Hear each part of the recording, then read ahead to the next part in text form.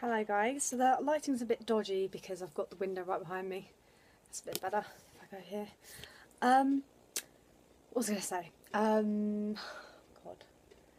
I've got some quite big news about me at the moment. I've kind of overcome a hurdle that I never thought I would. It's kind of really daunting for me and I'm a bit like freaking out. But I just wanted to share it with you guys because I kind of wanted to share my kind of story and experience and my story really with battling with mental disorders and illnesses and things like that.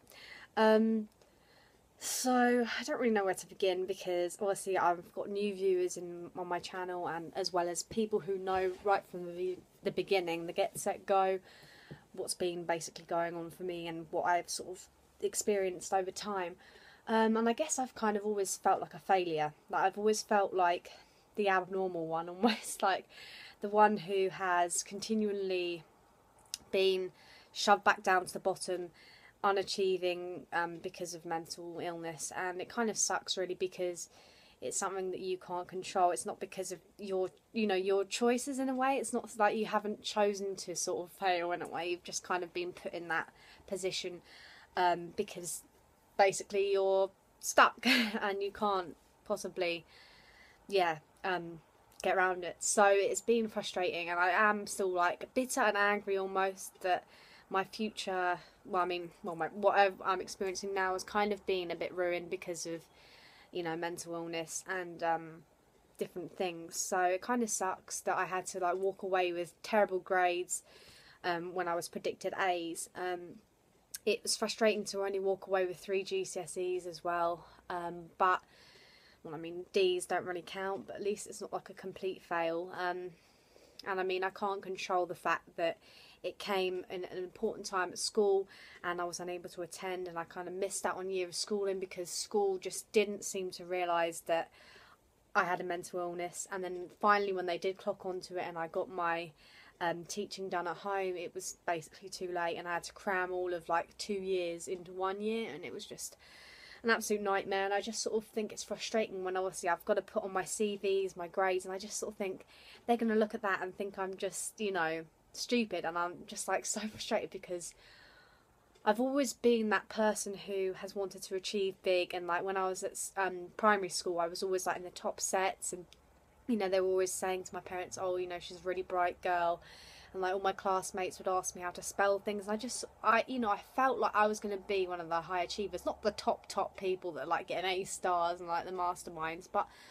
I was smart basically. And it's just frustrating that I almost feel like I let myself down even though it wasn't in my control. But like there's no point being angry about that, and I kind of think that's what you've got to take into account for any situation that you're maybe not happy with, like an incident happening that meant something bad happening to you, basically like my grades, like something you couldn't control causing that.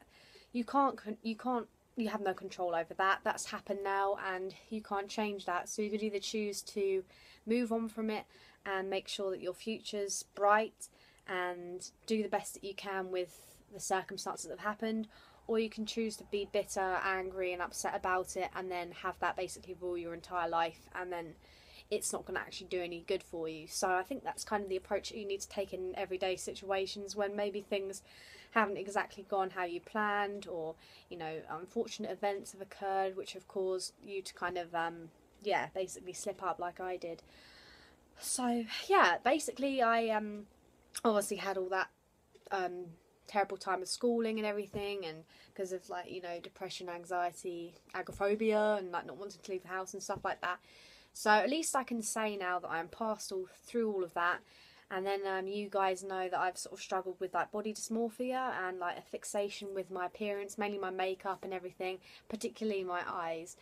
And yeah, that was quite tricky because it did affect me getting a job. I had to resign from my first job because I couldn't even last a month. I kept on being late, I kept having problems with my makeup, and then finally in my job at Boots, I thought the first 6 months were fine. I hadn't had any lates or anything. I was like, oh, finally things are on track, and then I slipped again, and then I had to sign myself off of work, And then it built up and built up. I was getting migraines as well because I was so stressed, and it was kind of like a vicious circle. And then again, I got in the position where I was dismissed because it was just too many absences.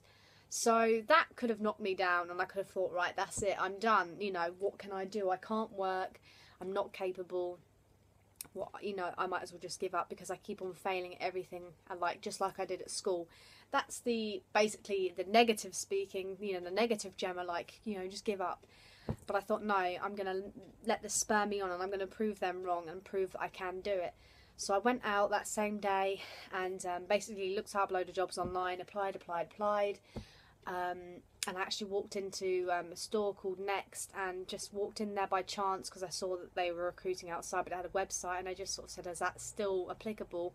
And just by chance, they said, oh, the manager's in, you can speak to him. So I spoke to him, and he said, oh, the website's actually down.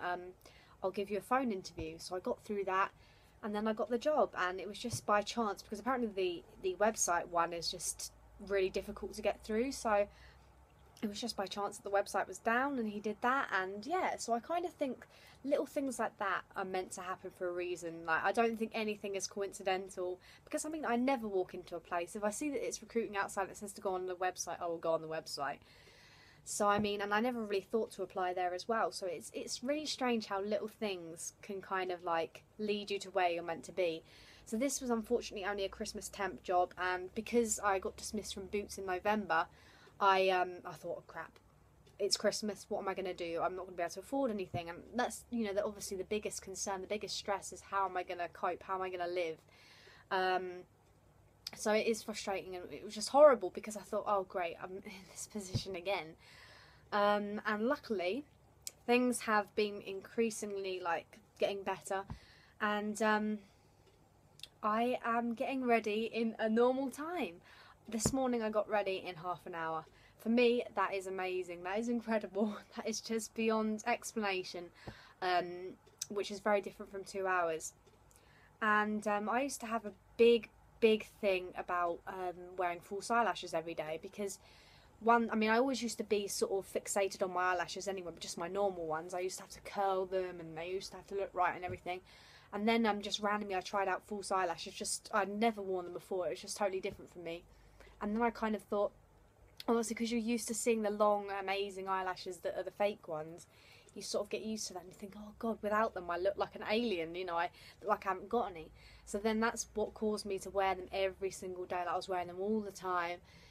And then I was kind of like, what I would do is I would sort like, for some reason in the packs they all like look different, even though they're the same style, because I get the same style as well now. I'm not anymore, but we know I was getting the same style, and they sort of varied in length and things. So what I would do is I would literally look through all the packs and get the ones that I thought looked decent and stuff, and I'd end up going through packs and packs, throwing some away that weren't any good and everything, and it was just a complete nightmare. And now finally I've had the confidence to ditch them and just go for the natural look, which I have today. So I'm really pleased about that. I'm just so like thrilled that I've had the confidence to be able to do that. And yeah, I'm really excited, because it's just a massive step for me. Since I'd say May last year, I've been wearing false eyelashes every day, and it just kind of got to a point where I kind of realised actually it's quite intense, and it needs to stop. So yeah, I feel like I've overcome something, because it's just made me getting ready so much quicker. And yeah, I finally feel like I can you know, just be a bit more like myself and a bit more confident, and yeah, just sort of experiment with, you know, different sort of things. So I just thought I would share that with you guys, because it's a massive thing for me, and I just kind of want you to know that if you are going through something similar, you know, like a depression, mental illness, anything like OCD, because that's kind of what mine was like, persevere with it, because there is a light at the end of the tunnel. And I always thought it was professional help that I needed. I was put on medication, which has helped so much. If you're going through anxiety or like a similar thing to me, going on medication for it is the best thing you can do, because it's just a small dose. It doesn't make you feel any different, but it just, for some reason, you don't have the same concerns and worries. I was still sort of a bit obsessive about it, but nowhere near as much. and that has definitely helped calm me down and get me in a position where I can feel like I can sort of adjust these set routines and things. So definitely the best thing I did. Obviously I've had 5 years of it now, different counselling, seeing different people. Obviously my problems have kind of changed over time, but I've seen so many different people. I had to explain my story right from the beginning, and I've kind of just got to this point now where I'm like letting it go, and I'm kind of trying to forget about the past and just trying to be normal, you know. Like, it's frustrating when you're in a relationship and stuff, and you sort of, you know that you've got this mental illness and you just want to be like a normal person really and feel comfortable, because it's always been a big thing for me not to wear makeup in front of my partner as well. And you know, some people can see it as like being really vain and everything and superficial, but it's not that. It's because I've been put down so much in my life and have felt so insecure about my looks, and I've changed drastically in my looks as well. You know, I used to look very different when I was younger. I think it makes you sort of, you know, as if the makeup is a mask, and it's like, you know, there's security, and you sort of know that you've been getting positive attention with your makeup, that you're like, oh, what if I don't, you know, suddenly people won't find me attractive. And I think it's a massive thing for loads of girls, but I feel like I'm getting there, and I'm hopefully, you know, going to get to a point where I am comfortable, you know, and it's a nice feeling, because I was totally different, say a year ago, 2 years ago. Couldn't have done anything like that, nothing. Like, oh, it was unbelievable. I had these set things, there would be no changing, and I've made so many changes, so much progress, that I just stop and think, wow, I've done this myself basically. And I never thought I would get out of this. I didn't. I thought I'd still be doing it like 40 years time. So just stick with it. You know, you're not alone. There's so many people going through these things. And, you know, if you want to chat to me, you're more than welcome to send me a message on here, and I'll, you know, talk you through everything, chat to you. Even if it's something that I haven't been through, you know, I'm willing to give my sort of take on it and help you through it, because there are so many different mental illnesses out there. And I just feel like if I, you know, have helped myself, I want to help other people. And, you know, I'd love to be part of an organisation like that, you know, working for a charity for like mental illness or something, because it's something so close to my heart. And I don't know why I'm getting emotional, but it's been such a long road for me. And I mean, I had it since I was 13 and a half, and I'm 19 now, and it's just unbelievable looking back at all the different things I've been through, and how it's almost been invisible. You know, it hasn't been obvious to other people, and people haven't understood it, and how you kind of push the people you care about most away from you, and you sort of turn into this person that you don't want to be. You don't want to be insecure. You don't want to, you know, feel like all that is important is looks and stuff, and it's really frustrating. But anyway, whew, I'm not gonna cry.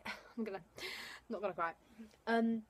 Yeah, so basically, if you do feel like you want to talk to me, then I'm more than happy to do that. And I just wanted to thank you guys for being so supportive, and so sorry that this is a long video, but I really just wanted to share, you know, my story with you guys, and just let you know that it does get better. You've just got to stick with it, and then once you've come out of it, you're the strongest person ever, and you can pretty much get through anything. So just keep that with you, and know that, you know, you can always talk to me if there isn't anyone else out there. But I'm sure there is, because you're definitely not alone. I always felt like I was the only person who had what I had, but it didn't help that the professionals were saying I've never dealt with anyone that has what you have, and I was just thinking, oh great, cheers, that really makes me feel good. But anyway, yeah, it's all about embracing what you've been through, and it just shapes you as a person. So yes. Alright, well, quite a deep video. I didn't really think I was going to get this deep, but you never know. Alright then, speak to you soon guys, bye.